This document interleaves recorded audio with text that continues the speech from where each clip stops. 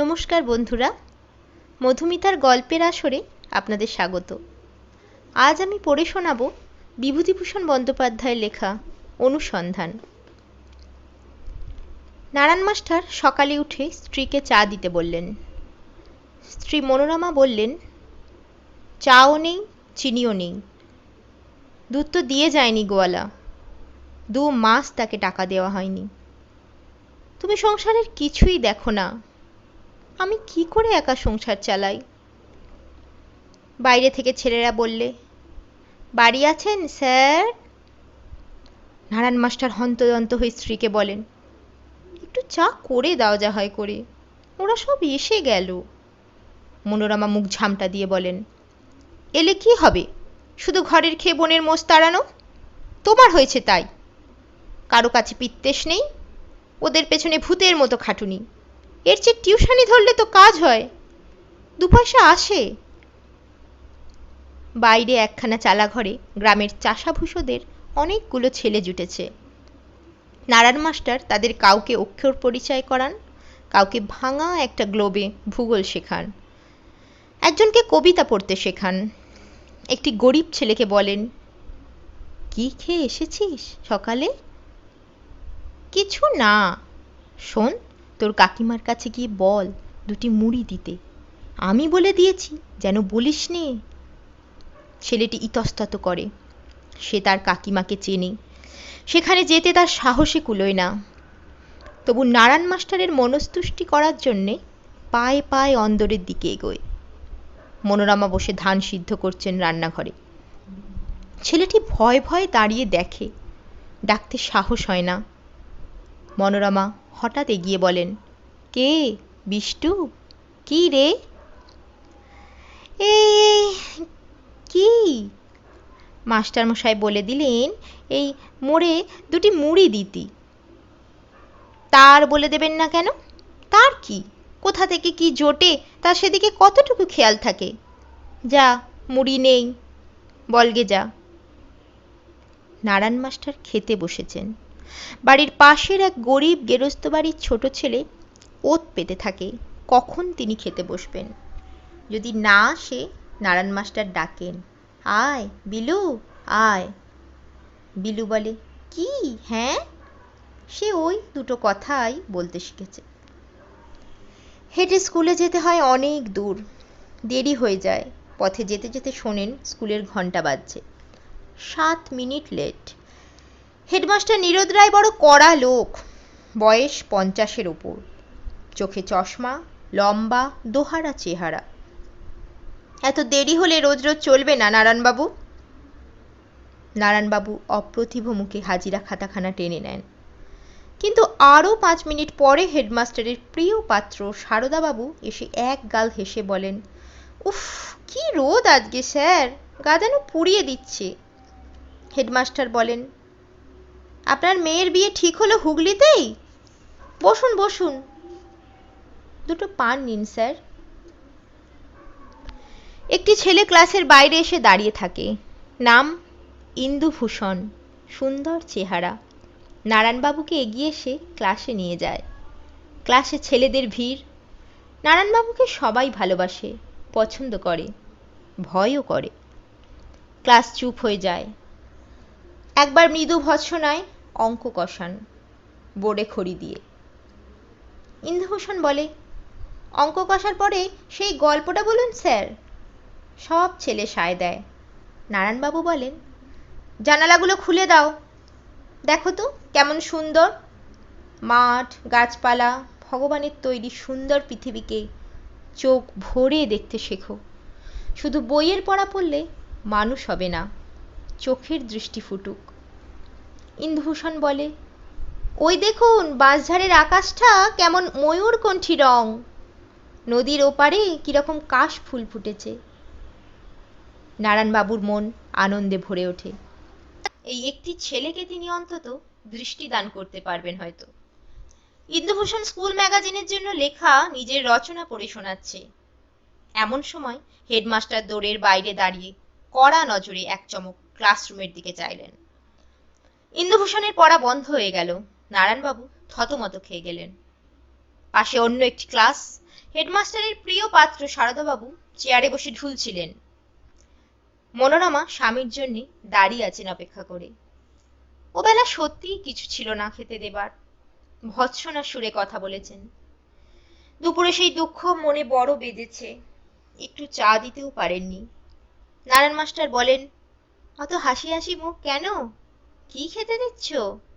মনোরমা বলেন, হাত পা ধুয়ে নাও, এসো। স্বামীকে জল এগিয়ে দেন। পাখার বাতাস করেন। নারায়ণবাবু জিজ্ঞেস করেন, ননি আজ স্কুলে যায়নি কেন? মনোরমা মিথ্যে করে বলেন, পেটের অসুখ হয়েছিল। কিন্তু তা নয়, ননিমাধব অত্যন্ত অবাধ্য প্রকৃতির ছেলে। এ বয়সে অনেক রকম ছল চাতুরি শিখেছে। ভাদ্র মাসে বিলে জল বেড়েছে, সেখানে মাছ ধরতে গিয়েছে পাড়ার দুষ্টু ছেলেদের সঙ্গে। স্বামীর জল খাবার ও চা দেন মনোরমা, তালের বড়া আর চা। গরম গরম বড়া ভাজেন আর ভালো ভালো দেখে স্বামীর পাতে তুলে দেন। বাইরে ছেলেরা এসে ডাকে, বাড়ি আছেন স্যার? নারায়ণবাবু ব্যস্ত হয়ে ওঠেন। মনোরমা বলেন, বসো বসো, এত খাটলে শরীর থাকবে কেন? একটু বসো, আর দুখানা ভেজে দিই। সেই ছোট ছেলেটি এসে টলতে টলতে নারায়ণবাবুর পাশে বসে যায়। ওর মুখে তুলে দিয়ে খাওয়ান। নদী তীরে প্রতিদিন একটু করে বেড়াবার অভ্যেস আছে নারায়ণ মাস্টারের। ইন্দুভূষণ ও আরো দুটি ছেলেকে নিয়ে নক্ষত্র সংস্থান ও জ্যোতির্বিজ্ঞান সম্বন্ধে উপদেশ দিচ্ছে না। ইন্দুভূষণ বলেছে, ভেনাস কোনটা স্যার? নারায়ণ মাস্টার বলছেন, এই বাঁশঝাড়ের মাথার উপরে, ওই দেখো। বেশ বড় নক্ষত্র।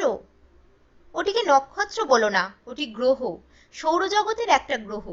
অন্য অন্য গ্রহগুলির নাম করো তো। তোরা দেখেছিস শুক্র গ্রহ? ওই বাঁশঝাড়ের মাথায়। হঠাৎ সেদিকে দেখা গেল ননিমাধব জলের ধারে ছিপ নিয়ে মাছ ধরছে।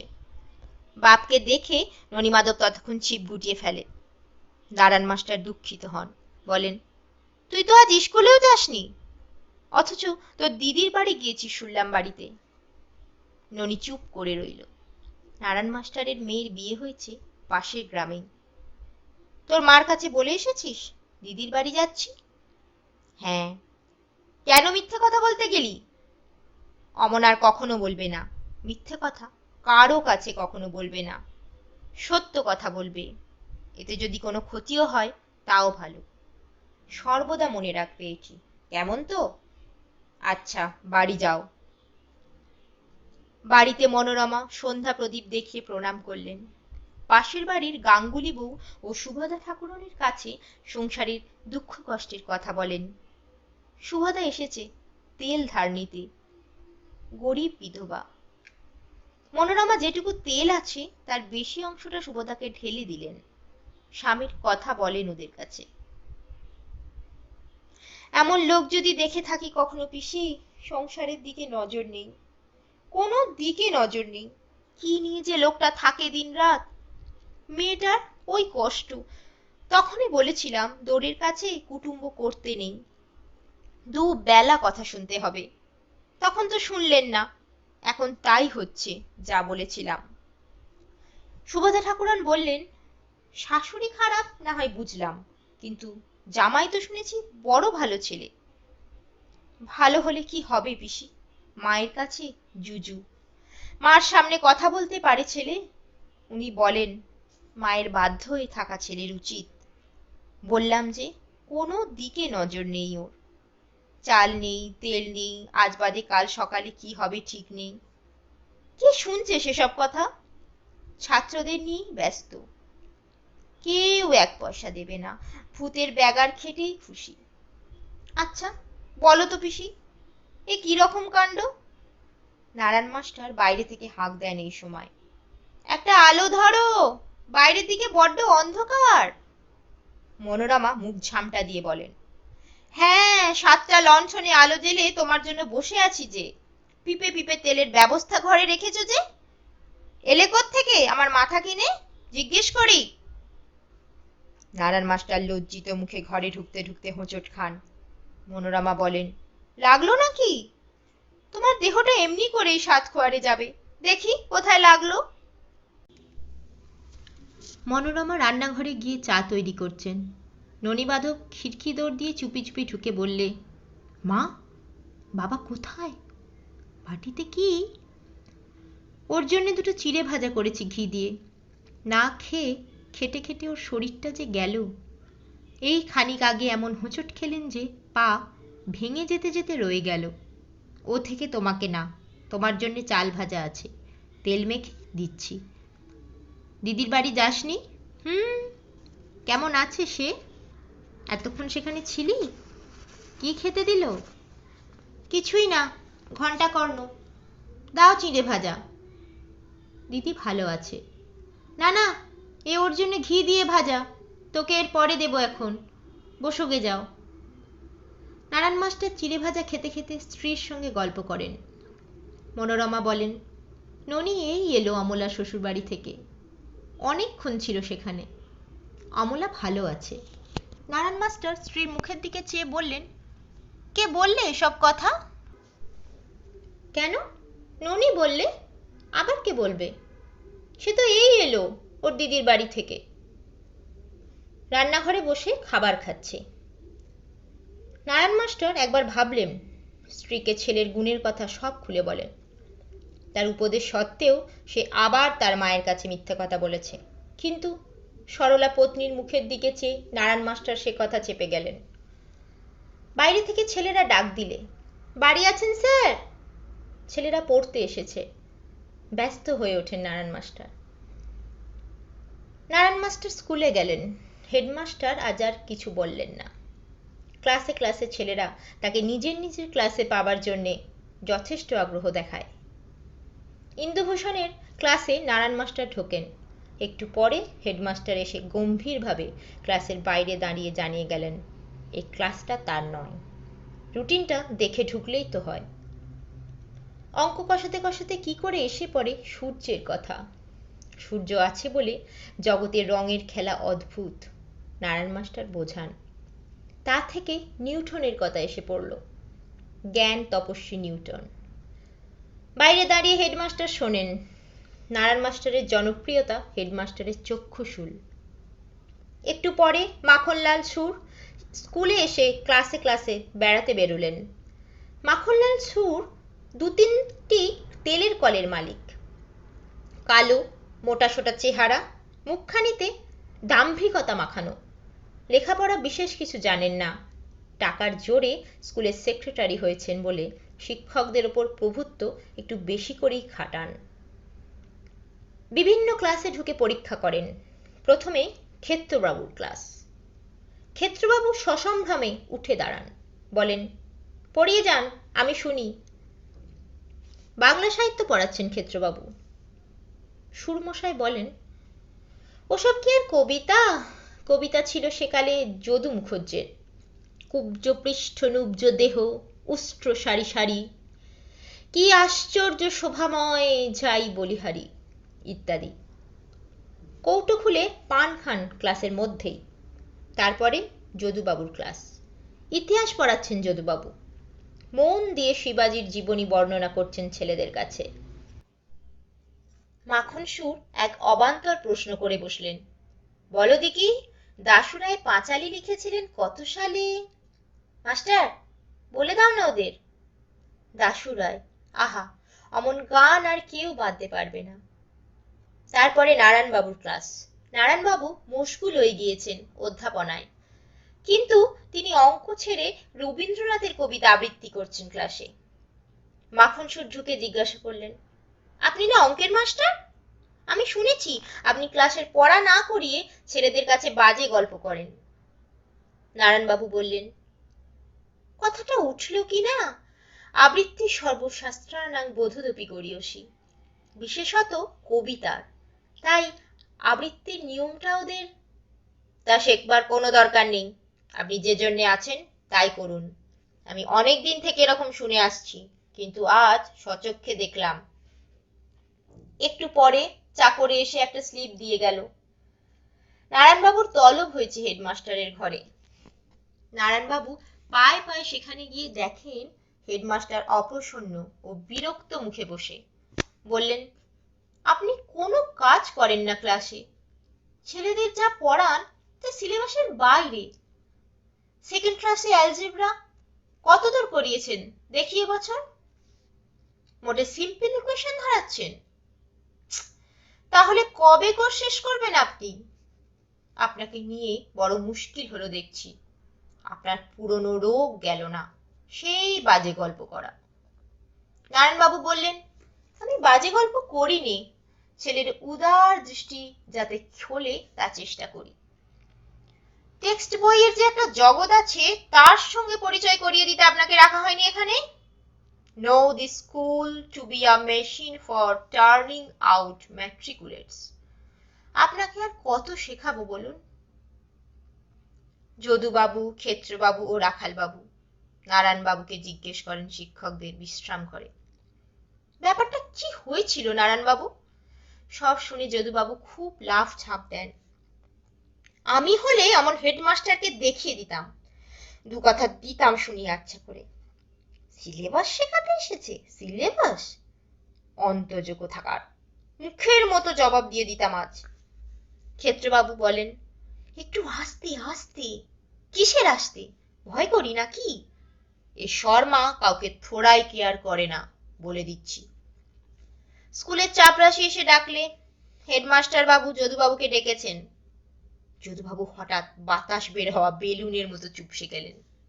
হেডমাস্টারের ঘরে জড়িত পদে ঢুকে বললেন, আমাকে ডাকছেন? হ্যাঁ, আপনি শনিবার 4th ক্লাসের উইকলি পরীক্ষার নম্বর এখনো কেন দেননি? আগে আগে না যদুবাবু, আজ 9 দিন হয়ে গেল, কাজে আপনার বড় গাফিলতি হচ্ছে। গতবারও এমনি করেছিলেন আপনি, এরকম আর কখনো করবেন না আশা করি। ওতে ছেলেদের অসুবিধে হয়, বুঝলেন? আগে হ্যাঁ। নিশ্চয়ই স্যার, আমার শরীরটা একটু খারাপ ছিল বলেই, নইলে এতদিন। আচ্ছা, এখন আসুন তবে। শিক্ষকদের বিশ্রাম ঘরে ফিরে আসতেই অন্য সব মাস্টার আগ্রহে জিজ্ঞেস করেন, কর্তা কি জন্য ডেকেছিলেন হে? যদুবাবু হাত পা নেড়ে বলেন, দিয়ে এলাম শুনিয়ে দু কথা। আমায় বলে কিনা 4th ক্লাসের খাতা ফেরত দিতে অত দেরি হলো কেন? আমি মুখের ওপর বলে এলাম মশাই, 40 টাকা মাইনেতে তো চলে না, আমাদের টিউশনি করে খেতে হয়। সময় পাই কখন যে খাতা সকাল সকাল দেখে দেব? দিলাম শুনিয়ে। বললেন এই কথা? বলবো না? এই শর্মা থোড়াই কেয়ার করে। He must be told some home truth. পাশের বাড়িতে রেডিওতে গান হয়। ও যেন একটি অন্য জগৎ, রসের জগৎ, যে জগতের সঙ্গে শিক্ষকদের কোনো পরিচয় নেই। শিক্ষকেরা কান পেতে শোনেন। বেরিয়ে এসে সবাই একটা চায়ের দোকানে বসেন, ভাঙা পেয়ালায় চা খান। নারায়ণবাবুর অপমানে সবাই দুঃখিত। রাখালবাবু বলেন, যেদিন এদেশে শিক্ষকতার কাজ সম্মানিত বলে বিবেচিত হবে, সেদিন বুঝতে হবে জাতি হিসেবে আমরা জেগেছি। আজ আমাদের স্থান কোথায় নারায়ণবাবুর ওপর মাখনবাবুর ব্যবহারেই বুঝে নেওয়া যাবে। রাখালবাবু নারায়ণবাবুকে নিজের বাড়ি নিয়ে যান। বড় শ্রদ্ধা করেন তিনি তার এই সরল অকপট উদার দৃষ্টি সম্পন্ন সহকর্মীটিকে। রাখালবাবু বিদেশি শিক্ষক, এখানে তার বাসা। বাসাতে তার স্ত্রী, 3টি ছেলে মেয়ে ও ভাইজি নিভা থাকে। নিভার বয়স বছর 8-9, ফ্রক পরা ফুটফুটে মেয়েটি। নারায়ণবাবু তাকে কাছে ডেকে আদর করেন। নারায়ণবাবুর মেয়ে অমলার শ্বশুরবাড়ি। অমলার শাশুড়ি তার উপর অত্যন্ত কুব্যবহার করে। ছেলে সুকুমারের সঙ্গে অমলার দেখা সাক্ষাৎ বন্ধ। অমলা সেজে গুজে জানলায় বসে আছে। আজ স্বামী কলকাতা থেকে আসবে, অনেক দিন পরে। শাশুড়ি এসে বলেন, বলি হ্যাঁ গা বৌমা, বিকেলে ছাঁট নেই, পাট নেই, ধরে জল দেয়া নেই, আমার পটের বিবি সেজে জানালায় বসে রয়েছ কেন? সে ঘুরে বালি, শুকু আজ আসবে না, চিঠি লিখেছে। তুমি উঠে গিয়ে ছাদ থেকে কাপড়গুলো নিয়ে এসো, আর এবেলার ভাত চড়িয়ে দাও গে। অমলা সলজ্জ মুখে উঠে গেল রান্নাঘরে। তার মন ভেঙে গিয়েছে। স্বামী সে কথা তো গতবার বলে যাননি। শাশুড়ি মিথ্যে কথা বলেছিলেন। সন্ধ্যার ট্রেনে সুকুমার এলো। অমলার জন্য শাড়ি নিয়ে নিজে আহ্লাদ করে দেখাতে গেল। মা কাপড়খানা ছিনিয়ে নেন ছেলের হাত থেকে, বলেন, এ আমার 5-এর সাধের সময় তাকে দেব, বউয়ের জন্যে আর রোজ রোজ কাপড় আনতে হবে না। যে গুণধর বউ, সংসারের কুটোটুকু দুখানা করে উপকার নেই, সারা বিকেল সেজেগুজে ঠায় বসে রইল জানলায়, বলে কোনো কাজ করতে পারবো না। যেমন হেজল দাগড়া তেমনি বদমাইশ, হবে না ছোট ঘরের মেয়ে যে, ওর বাবার নাম পাগলা মাস্টার। অমলা আড়াল থেকে স্বামীকে দেখবার জন্য এসে দাঁড়িয়েছিল। বাবার প্রতি অমর অপমানসূচক শব্দ প্রয়োগে সে আর স্থির থাকতে পারে না। সামনে এসে বলে, বাবার নামে অমন যা তা বলবেন না আপনি।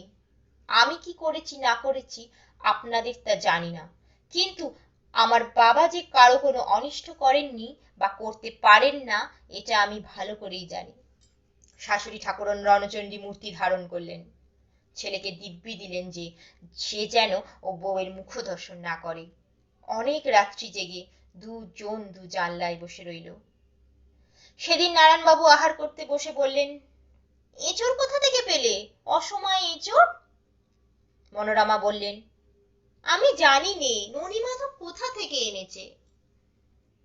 নারায়ণ মাস্টার বললেন, কোথা থেকে আনবে, এ নিশ্চয়ই অন্য কারো গাছ থেকে চুরি করে এনেছে। আমাদের নিজেদের গাছ নেই, কেই বা দেবে অসময়? বলি শোনো, চুরির জিনিস আমার পেটে সইবে না, আমার সংসারে কেউ খাবে না, ফেলে দাও সবটুকু। মনোরমা অনেক যত্ন করে দরিদ্র সংসারে অসময়ে এঁচোড় রেঁধেছিলেন। স্বামী খেতে ভালোবাসেন বলে তার অত আগ্রহ। এই আগ্রহের জিনিসটা নির্মম ভাবে ফেলে দিতে তার চোখে জল এলো, কিন্তু কিছু বলতে পারলেন না মুখে। তিনি তার স্বামীকে খুব ভালোভাবেই চেনেন। অনুনয় বিনয় এক্ষেত্রে কোনো ফল হবে না। অভিমান করে চুপ করে রইলেন। মনোরমাকে বুঝিয়ে বললেন নারায়ণ মাস্টার, দেখো, ছেলেকে শুধু উপদেশ দিলে কাজ হবে না। আপনি আচরি ধর্ম পরের শিখায়। আমরা পিতা মাতা, এই আমাদের জীবনের মূল মন্ত্র হওয়া দরকার। মুখে বলি অথচ চুরির এঁচোড় রেঁধে খাই, এতে ছেলেপিলে ভালো উপদেশ কখনো নেবে না। আমি জানি তোমার মনে কষ্ট হয়েছে, কিন্তু আমি যে পিতা, তুমি যে মা, আমরা যে শিক্ষক। নারায়ণ মাস্টারের ক্লাসে জানলা বন্ধ ছিল, তিনি ক্লাসে গিয়েই জানলা খুলে দিতে বলেন। ছেলেদের বলেন, মনের জানলাও সব সময় ওই রকম খুলে রাখতে হবে। দেখো তো কেমন নীল আকাশ, চোখে তৈরি করো বাইরের সৌন্দর্য দেখতে, জীবনে মস্ত আনন্দ পাবে। হেডমাস্টার বাইরে দাঁড়িয়ে শুনছিলেন, একটু পরে ডেকে পাঠালেন। কেন ডেকেছেন স্যার? এদিকে আসুন, বসুন দয়া করে। নারায়ণ মাস্টার বসেন। হেডমাস্টার বলেন, আপনাকে কথাটা বলি, আপনার অঙ্কের ফল অত্যন্ত খারাপ এবার। কাল পরীক্ষার নম্বর আনিয়েছি ইউনিভার্সিটি থেকে, 6টা ফেল অঙ্কে। আপনি এদিকে দেখি ক্লাসে বসে আর্টের চর্চা করেন, সেজন্য কি আপনাকে রাখা হয়েছে স্কুলে? কতবার না আপনাকে এই কথা আমি বলেছি। বড় দুঃখের বিষয় নারায়ণবাবু। নারায়ণবাবু চুপ করে থাকেন, সাহস করে কিছু বলতে পারলেন না। রাখালবাবু টিচার্স রুমে বসে সব কথা শুনে বলেন, ওহ, আর ওর সাবজেক্টে যে 11টা ফেল, তার বুঝি কোনো কৈফিয়ত নেই? গরিবের ওপর যত জুলুম। বেশ। বাজারে এসে সেই দোকানে মাস্টারেরা ভাঙা পেয়ালায় চা খান। সেখানে রাখালবাবু কথাটা তোলেন। স্কুল কমিটির অবিচার সম্বন্ধে কথাবার্তা হয়। একজন মাস্টার, যদুবাবু, বলেন, শুধু টিউশনি করি সকাল থেকে 5টা, বিকেলে আরো 5টা, তাতেও কি সংসার সুচারুরূপে চলে? একটি মেয়ে ঘাড়ে, দেশের তরুণদের যারা গড়ে তুলবেন, গোটা জাতিটিকেই যারা গড়ে তুলছেন, তাদের দিকে কে তাকায়? ভগ্ন মনে যে যার বাড়ি যান। সন্ধ্যা হয়ে আসে। যদুবাবু বলেন, তোমরা যাও, আমি আমার গুণী মল্লিকের বাড়ি প্রাইভেট পড়াতে যাব। খেলেন না কিছু? বাড়ি যাবেন না? বাড়ি গেলে সময় পাবো কখন? ওই কোনোদিন রাস্তায় খেতে খেতেই পথ চলি, 2-1 পয়সার বিস্কুট কি মুড়ি। কোনোদিন তারও সময় হয় না। আমাদের আবার খাওয়া, তুমিও যেমন ভায়া। স্কুলে প্রাইজ বিতরণ উপলক্ষে সভা। সভায় নারায়ণ মাস্টারের ছাত্র ইন্দুভূষণ চমৎকার আবৃত্তি করল। জেলা ম্যাজিস্ট্রেট তাকে ডেকে জিজ্ঞেস করলেন, এমন আবৃত্তি শিখিয়েছে কে? নারায়ণ মাস্টার মশাই। জেলা ম্যাজিস্ট্রেটের নাম মিস্টার কানোয়ার, পাঞ্জাবি, কেমব্রিজের গ্রাজুয়েট। নারায়ণ মাস্টারের সঙ্গে কথা বলতে বলতে ওর বাড়ি আসেন। পথে মাখন সুর কি একটা কথা বলতে গেলেন খোশামদের ভাবে হাত জোর করে। স্যার, আমাদের রয়্যাল মিলের লাইসেন্সটার বিষয়ে একবার। মিস্টার কানোয়ার বিরক্তির সুরে বললেন, আভি নেই, not now, come and see me in my office. Mister কানোয়ারকে নারায়ণ মাস্টার পল্লী প্রকৃতির সৌন্দর্য বোঝান। জ্যোৎস্না রাত্রি। মিস্টার কানোয়ার বলেন, মিস্টার গাঙ্গুলি, আপনি একজন আইডিয়াল টিচার। আপনি আমাকেও রুরাল বেঙ্গলের রূপটি চোখে আঙুল দিয়ে দেখালেন। আমিও আপনাকে মনে রাখবো। মনোরমা ভাঙা পেয়ালায় দুজনকে চা দেন। মাখন সুরের বাড়িতে ক্রিয়াকাণ্ড। সব মাস্টার ভূতের মতো খাটছেন, কেউ অভ্যর্থনা করছেন, কেউ রান্নার তদারক করছেন। নারায়ণ মাস্টারকে মাখনবাবু বলেছেন চা দেওয়া পরিদর্শন করতে। সার্কেল অফিসার মিস্টার সুধীন বসুকে চা নিজের হাতে দিতে বলেন। নারায়ণবাবু চা দিতে গেলে তরুণ মিস্টার বসু উঠে চায়ের কাপ নিয়ে বলেন, স্যার আপনি কেন? রাখুন রাখুন, আমায় চিনতে পারলেন? আমি সুধীন, আপনার ছাত্র। নারায়ণ মাস্টার বলেন, কোন বছর পাশ করেছিলে বাপু? এসো এসো, দীর্ঘজীবী হও। মনে তো পড়ছে না। মানিকদের ব্যাচ, 1930 সালে ম্যাট্রিক পাশ করি স্যার। আপনি আমার গুরু। বেশ বেশ, বেঁচে থাকো বাবা। আজকাল তুমি কি আমাদের সার্কেল অফিসার? আগে হ্যাঁ স্যার। আমাদের বাগদি পাড়ায় একটা টিউবওয়েল করে দিতে পারো বাবা? খালের নোংরা জল খেয়ে সব কলেরায় মরছে। আমার দুটি ছাত্র মারা গিয়েছে, ওরা গরিব, তোমাদের সামনে অভাব অভিযোগ জানাতে পারে না। এই কাজটি তোমার গুরু দক্ষিণা হবে বাবা। যখন গুরু বলে ডাকলে তখন বলি। ছেলেটি খাতা বের করে বললে, গ্রামের নাম আর পাড়াটা বলুন স্যার, টুকে নি। আজকাল ভালো কাজ করব বললেও করা যায় না। আপনি পণ্ডিত লোক, আপনাকে কি বোঝাবো? বিদেশি শাসন চলছে শোষণের জন্য, প্রজার মঙ্গলের জন্য নয়। গভর্নমেন্টের কাজে ঢুকে সেটা আমরা হাড়ে হাড়ে বুঝছি। আচ্ছা স্যার, প্রণাম, পায়ের ধুলো দিন আর একবার। ছেলেটি বিদায় নিতে উদ্যত হলে মাখন সুর হাত কচলাতে কচলাতে তার পেছন পেছন খানিক দূর গেলেন। আরো খানিকক্ষণ খেটে বেলা গেলে নারায়ণ মাস্টার অভুক্ত অবস্থায় বাড়ি চলে গেলেন। কেউ জিজ্ঞেসও করলে না তিনি খেয়েছেন কিনা। মাখন সুর যাবার আগে কেবল বললেন, নারায়ণ বাবু, কাল একটু সকাল সকাল আসবেন, ভালো চণ্ডীর গানের আসর হবে কিনা। থানার বড় দারোগা বাবু আসবেন, খবর দিয়েছেন। 6 বছর পরে রাখালবাবুর বাড়ি তার স্ত্রীর কলেরা। নারায়ণ মাস্টার ছাত্রদল নিয়ে সেবা করছেন।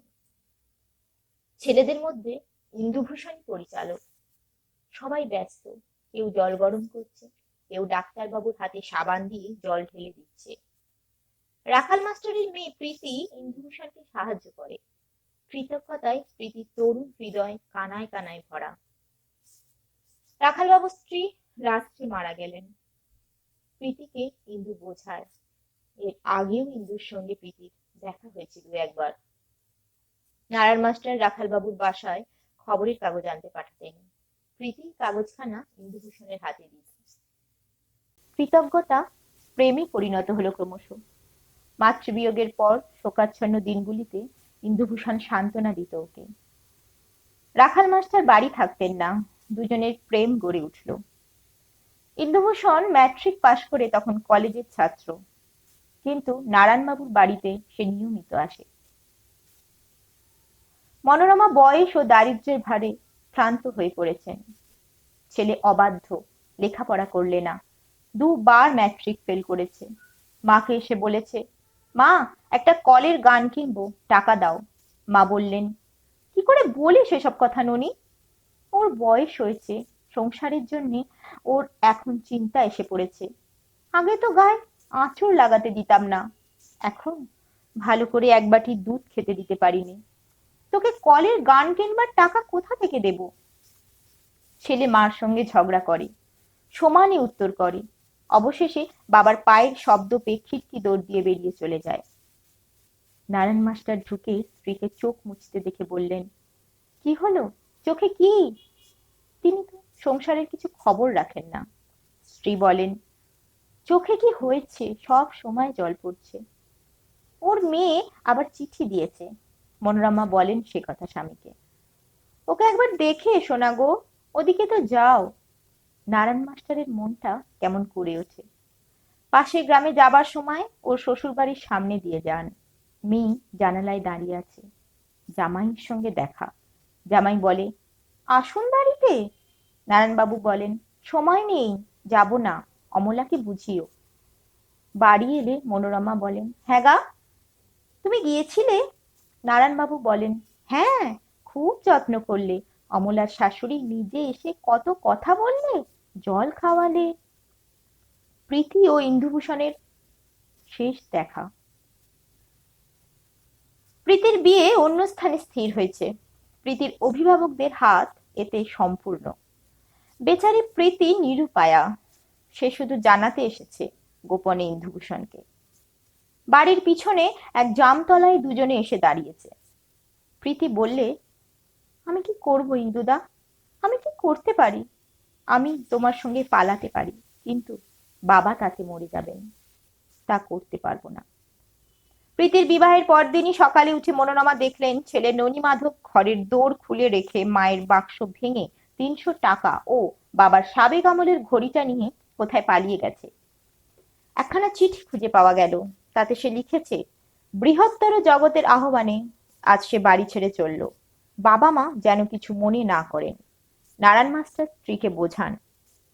মনোরমা বলেন, হ্যাঁ গা, তুমি যাও, ওকে এনে দাও। যাবো, ভেবো না। হ্যাঁ গা, সে কোথায় গেল? ভেবো না। তাকে এনে দেবে? হ্যাঁ, এনে দেব। এমন একদিনে নারায়ণবাবুর চাকরি গেল। এর মস্ত কারণ একজন দেশ সেবকের মৃত্যুতে নারায়ণবাবু ছেলেদের নিয়ে গাছতলায় দাঁড়িয়ে সভা করেছিলেন। ছেলেদের বিদায় অভিনন্দন হলো গাছতলাতেই। নারায়ণবাবু গ্রহণ করলেন। হেডমাস্টার ও মাখন সুর স্কুল গৃহে উক্ত অভিনন্দনের অনুষ্ঠান করতে দিতে রাজি হলেন না। বিদায়ের সময় নারায়ণবাবুর মর্মস্পর্শী বাণীতে সকলের চোখ অশ্রুসিক্ত হয়ে উঠল। নারায়ণবাবু অভিনন্দন পত্র হাতে হেঁটে আসছেন। মাখন সুর পাশ দিয়ে ফিটন গাড়ি হাঁকিয়ে চলে গেলেন। গ্রামের ইউনিয়ন বোর্ডের সভা। মাখন সুর এলে সবাই দাঁড়িয়ে উঠল। অথচ নারায়ণবাবু যে বেঞ্চিতে বসে, সেই বেঞ্চিতে বসে সাধারণ লোকে বিড়ি খাচ্ছে। পেছনের বেঞ্চিতে বসে আছেন নারায়ণবাবু, জায়গা না পেয়ে মাখন সুরের বক্তৃতা শুনছেন। মাখন সুর ডিস্ট্রিক্ট বোর্ডের মেম্বার হবেন, জনসাধারণের ভোট চান। বক্তৃতায় তিনি বলছেন, তিনি আজ অনেক দিন ধরে দেশের সেবক ও ভৃত্য, তা সকলেই জানে। স্কুল ও সরকারি দাতব্য চিকিৎসালয় নিয়ে তিনি কিরকম প্রাণপাত পরিশ্রম করেছেন, তা যে সার্থক হয়েছে, এতেই তিনি ধন্য। অন্য কোনো প্রতিদান তিনি চান না, কেবল দেশবাসীর কৃতজ্ঞতা ছাড়া, ইত্যাদি। খুব চটাচট হাততালি পড়ছে। বাইরে এসে নারায়ণবাবু বিড়ি টানতে টানতে অন্যমনস্ক ভাবে পথ চলেন। লোকের কাছে বলেন, চমৎকার লোক মাখনবাবু, কেমন চমৎকার বক্তৃতা দিলে। দেশের মধ্যে অমন লোক আর নেই, বড় ভদ্রলোক। এক জায়গায় বসে ছেলের কথা ভাবেন। পরের ছেলে মানুষ করেছেন, অথচ নিজের ছেলে কিছুই করতে পারলেন না। চোখের সামনে ছবি ভেসে উঠল। ছেলেটা হয়তো পথে ভিক্ষে করছে, হয়তো অনাহারে কষ্ট পাচ্ছে। চোখের জল মুছলেন চাদরের খুঁটে। মনোরমা বৈকালে অন্যমনস্ক ভাবে একলা বসে বাড়িতে। স্ত্রীর চেহারা দেখে নারায়ণবাবুর বুকের ভেতরটা মোচড় দিয়ে উঠল। পতিব্রতা স্ত্রী বাইরে কিছু প্রকাশ করে না, কিন্তু ভেতরে ভেতরে তার সমস্ত অন্তর পুড়ে উঠছে আজ নিরুদ্দিষ্ট পুত্রের জন্যে। পেছন থেকে নারায়ণবাবু স্ত্রী শোকাচ্ছন্ন বিষাদ মলিন মূর্তি দেখেন। তাকে আসতে দেখে মনোরমা ধর্মর করে উঠে বলেন, ওমা, কখন এলে তুমি? আমি টেরই পাইনি। এই তো এলাম, লেবুর আচার করবে বলে লেবুর সন্ধানে গিয়েছিলাম। সত্যি? তাই নাকি? পেলে? মনোরমা কৃত্রিম উৎসাহের সঙ্গে বলেন। দাঁড়াও, তোমার মুখ শুকিয়ে গিয়েছে, দুটো মুড়ি মেখে দিই। নারায়ণ মাস্টার বলেন, বসো বসো, একটু গল্প করো, খেটে খেটেই গেলে। মিনতি ভরা সুরে মনোরমা বলেন, হ্যাঁ গা, ননির কোনো সন্ধান পেলে? ইন্দুভূষণ একটা ঘাটে একদিন বসে আছে। সেখানে বিখ্যাত সিনেমা অভিনেত্রী সুরমার সঙ্গে তার আলাপ হয়।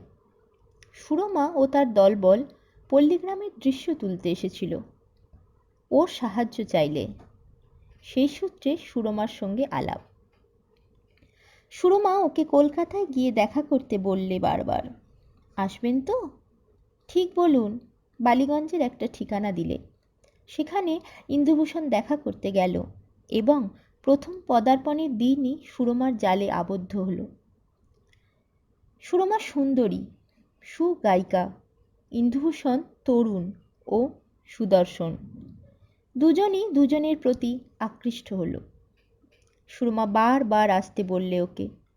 জানালায় দাঁড়িয়ে রইল। বাড়ি এসে ইন্দুভূষণ মনমরা, উদাস হয়ে রইল। সুরমার চিঠি এলো।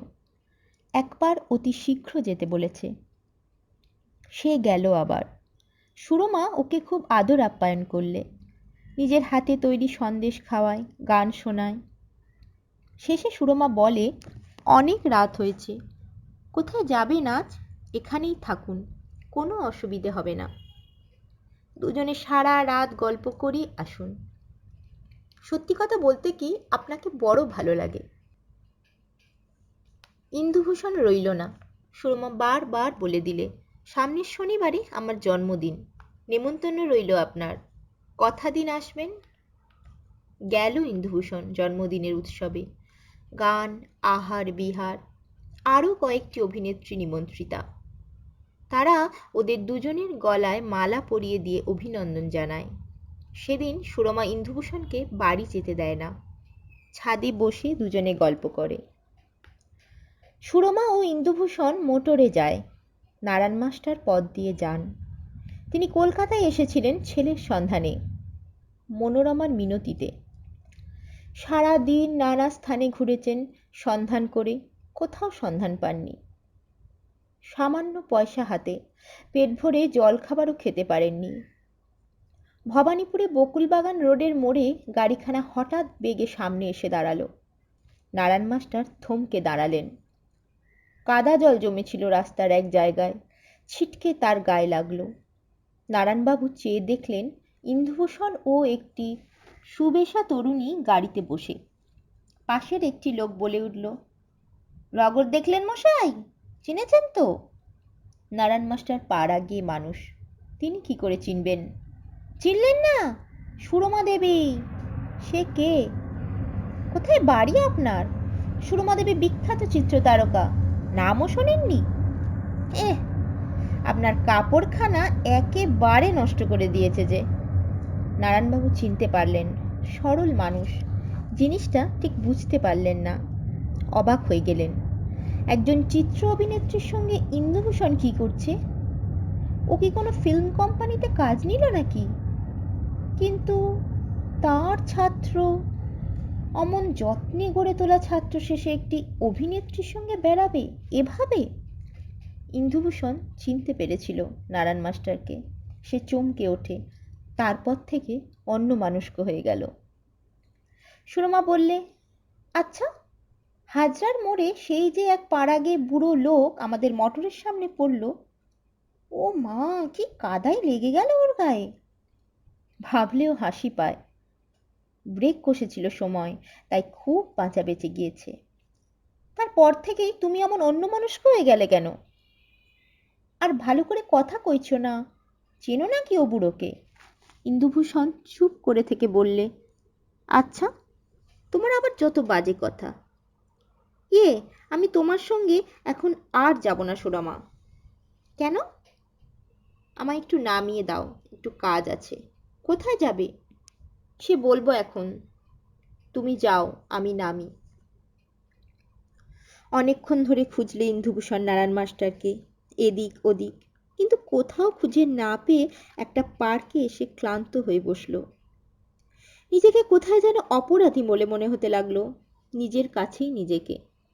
না, সে সুরমার কাছে আর যাবে না। বাড়ির ছেলে, বাড়ি ফিরে যাবে। এইখানে একটু পরে প্রীতি ওকে দেখতে পেলে সামনের জানলা থেকে। সেটা প্রীতিদের বাসা। একটি ছোট ছেলে এসে ওকে ডাকলো।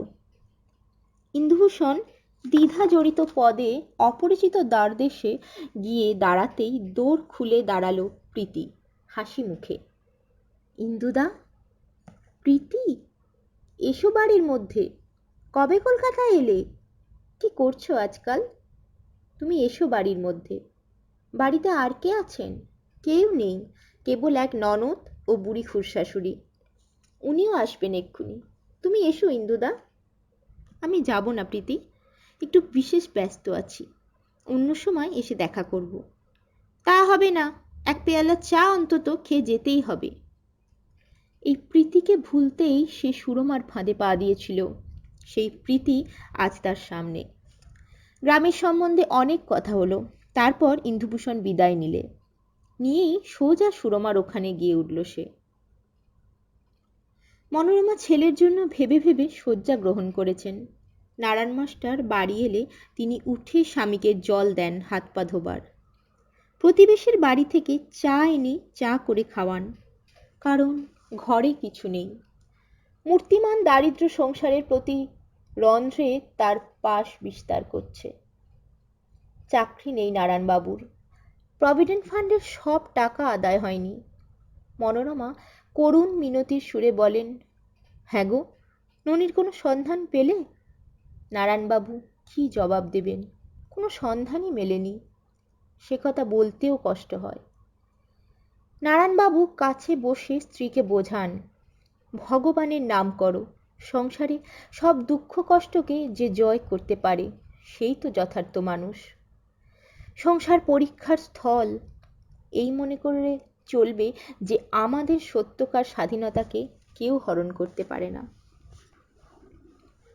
হাতে পয়সা নেই, স্কুলে প্রভিডেন্ট ফান্ডের টাকা বাকি। স্কুলে যান নারায়ণবাবু। ছেলেরা সবাই ক্লাস থেকে বার হয়ে এসে তাকে অভ্যর্থনা জ্ঞাপন করেন, উল্লাস প্রদর্শন করে। হেডমাস্টার সদয় ব্যবহার করেন, চেয়ারে বসিয়ে বলেন, আপনি শুনলাম কলকাতায় গিয়েছিলেন? আজ্ঞে হ্যাঁ। ছেলেটির কোনো সন্ধান পেলেন? না। শুনলাম আপনার স্ত্রী অত্যন্ত কাতর হয়ে পড়েছেন। আহা, তা তো হতেই পারেন। আই অফার মাই সিম্প্যাথি নারায়ণবাবু। কিন্তু কি করবেন বলুন, সবই তাঁর ইচ্ছা। হেডমাস্টারের কথায় মাখন সুরের সঙ্গে দেখা করেন। মাখন সুর বৈঠকখানায় বসে আছেন মোসাহেব নিয়ে। নারায়ণবাবুকে তাঁরা বসতেও বলেন না, তিনি গিয়ে নমস্কার করে দাঁড়িয়েই থাকেন। মাখনবাবু বললেন, এই যে আসুন মাস্টার মশাই, ভালো আছেন? আজ্ঞে হ্যাঁ, একরকম চলে যাচ্ছে। তারপরে কি মনে করে? আমার সেই প্রভিডেন্ট ফান্ডের টাকাটা অনেক দিন হয়ে গেল। সংসারে এখন বড় অভাব। টাকাটা আমার দেওয়ার ব্যবস্থা করুন দয়া করে। নিশ্চয়ই, সে টাকা দিতে হবে বই কি। আপনার উপর স্কুল লাইব্রেরির ভার ছিল, তার অনেকগুলো বই পাওয়া যাচ্ছে না। সেগুলি আপনি মীমাংসা করে দিয়ে টাকা নিয়ে যান। সে কি কথা? এতদিন তো হেডমাস্টার কিছু বলেননি। আর আমার ওপর লাইব্রেরির চার্জও ছিল না, সে ছিল ক্ষেত্রবাবুর ওপর। আপনি হেডমাস্টারের সার্কুলার দেখবেন। আচ্ছা, এখন যান, আমি বড় ব্যস্ত। আমার হাত খালি। বাড়িতে স্ত্রী অসুস্থ। ছেলেটিকে সন্ধান করতে গিয়ে খরচপত্র হয়ে এমন অবস্থা দাঁড়িয়েছে। বড্ড উপকার হতো এই সময় টাকাটা পেলে। সবই বুঝলাম, কিন্তু আমিও তো বেনিয়মে বেহিসেব টাকা দিতে পারি নে। আমার এখন সময় নেই, এখন যান আপনি। বাড়ি ফিরে এলেন নারায়ণ মাস্টার। মনোরমার শরীর খারাপ, তার জন্যে কিছু ফল নিয়ে আসতে পারলেন না। এক দোকানে জোড়া সন্দেশ বিক্রি হচ্ছে, 4 আনা জোড়া। মনোরমা এসব খেতে পান না, গরিবের ঘরের স্ত্রী। বড় ইচ্ছে হলো ওই জোড়া সন্দেশ একখানা নেবেন। কিন্তু পয়সায় না কুলোনোতে শুধু হাতে চলে আসেন। মনোরমা আগে আগে এসে আগ্রহপূর্ণভাবে বাজারের থলি খুলে দেখতেন, জিজ্ঞেস করতেন, কি আনলে দেখি? আজ তিনি নিরুৎসাহ, মনমরা, উদাস। নারায়ণবাবু দেখে ব্যথিত হয়ে ওঠেন। বাইরের ছেলেরা এসে ঠিক ডাকে প্রতিদিনের মতো।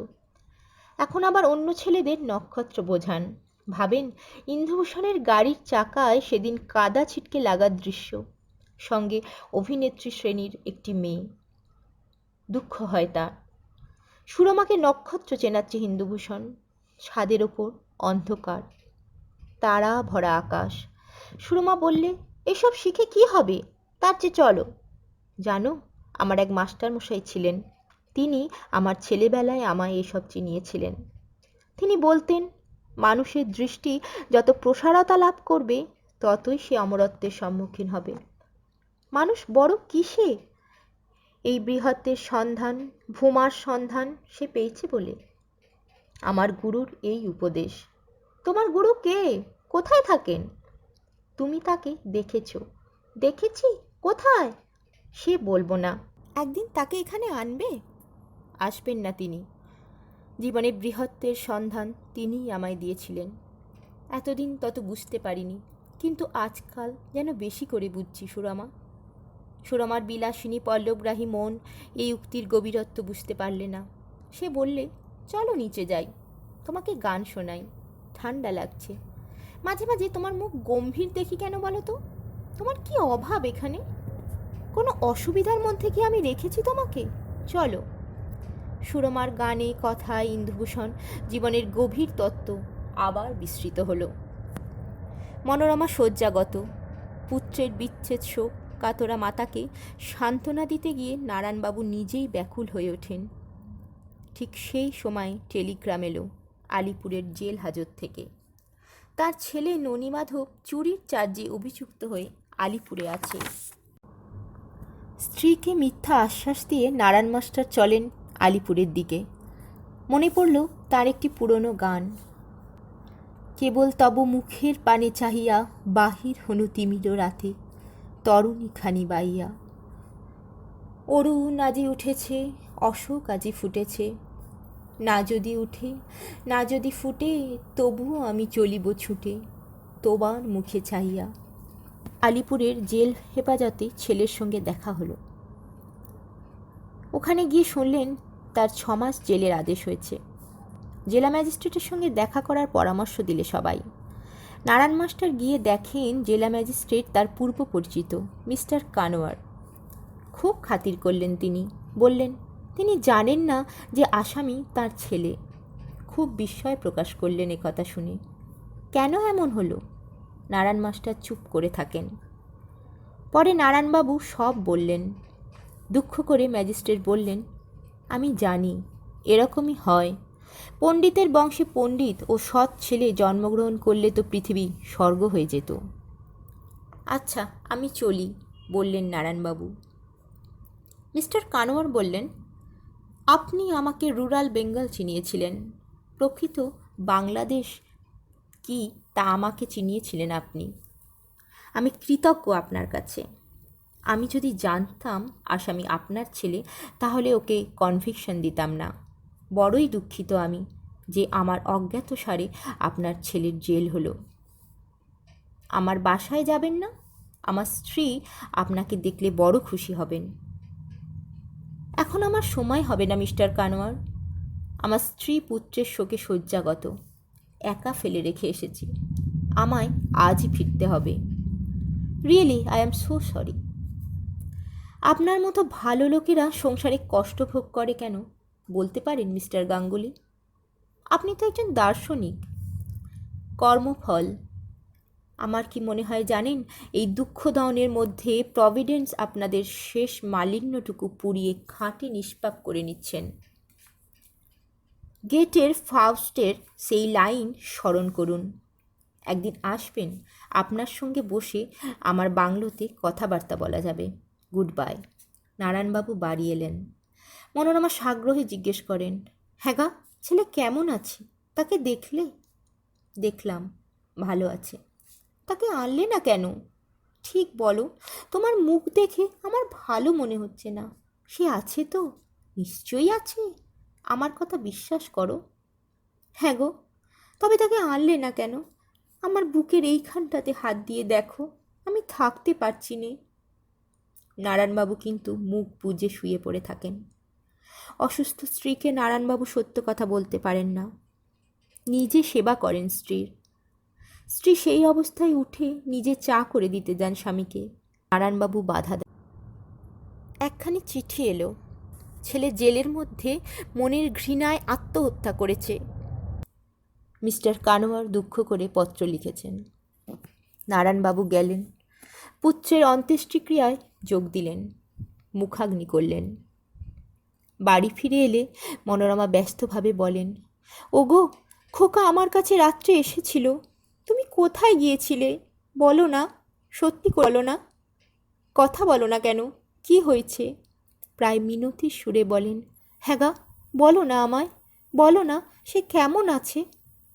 নারায়ণবাবু রোগ শয্যাগত স্ত্রীকে নিজে বার্লি করে খাওয়ান। তোমায় চা করে দিই। উঠো না, উঠো না, শুয়ে থাকো। হ্যাঁ গা, ননি কেমন আছে? খোকা কেমন আছে? বলো না। ভালো আছে, তার চিঠি পেয়েছি, সে বাড়ি আসবে। এই দেখো চিঠি। কানোয়ারের ইংরেজি চিঠিখানা নারায়ণ মাস্টার স্ত্রীর সামনে মেলে ধরেন। সন্ধ্যাও এলো। বাইরে থেকে ছেলেরা এসে হাঁক দেয়, স্যার বাড়ি আছেন? নারায়ণবাবু স্ত্রীকে শুইয়ে দিয়ে ছেলে পড়াতে যান বাইরে। কিছুক্ষণ পরে দেখা গেল তিনি একদল গ্রাম্য বালকদের মধ্যে বসে ভূগোল ব্যাখ্যা করছেন। পৃথিবীর 1 ভাগ স্থল, 3 ভাগ জল। নমস্কার।